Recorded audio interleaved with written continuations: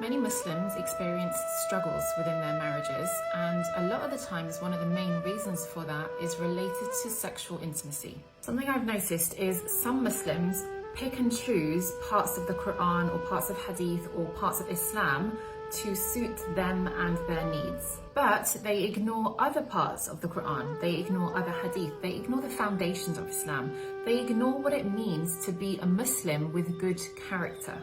So what I want to say is, Islam is a sex-positive religion. Sexual intimacy between spouses is encouraged as an act of worship and as a form of charity. But if you're a Muslim, it's important that you take Islam and the Quran as an entire package, rather than picking and choosing the bits that serve you. I educate a lot about sexual intimacy, but it's not really about the sex. It's about the relationship, the marriage. So if you're a Muslim and you're trying to use one part of the Quran to demand your sexual rights in the marriage, I want to share two other verses from the Quran that it's important for you to take into consideration too. The first verse that I want to share with you is from chapter 4, which is called Surah An-Nisa, which is about women, and it's verse number 1 in chapter 4 of the Quran. O humanity, be mindful of your Lord who created you from a single soul, and from it he created its mate, which refers to Adam and Eve. And through both he spread countless men and women, and be mindful of Allah, in whose name you appeal to one another, and honor family ties. Surely Allah is ever watchful over you. Bear that in mind before demanding your rights.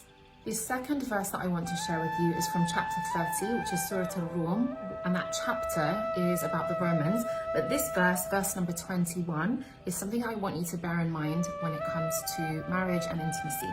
So the verse translated is, and one of his signs is that he created for you spouses from among yourselves, so that you may find comfort in them.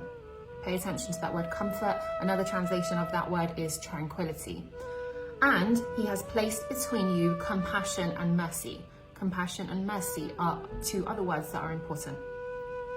Surely in this are signs for people who reflect. And that last bit, it is important for us as Muslims to reflect on our behavior and our character, especially within marriage.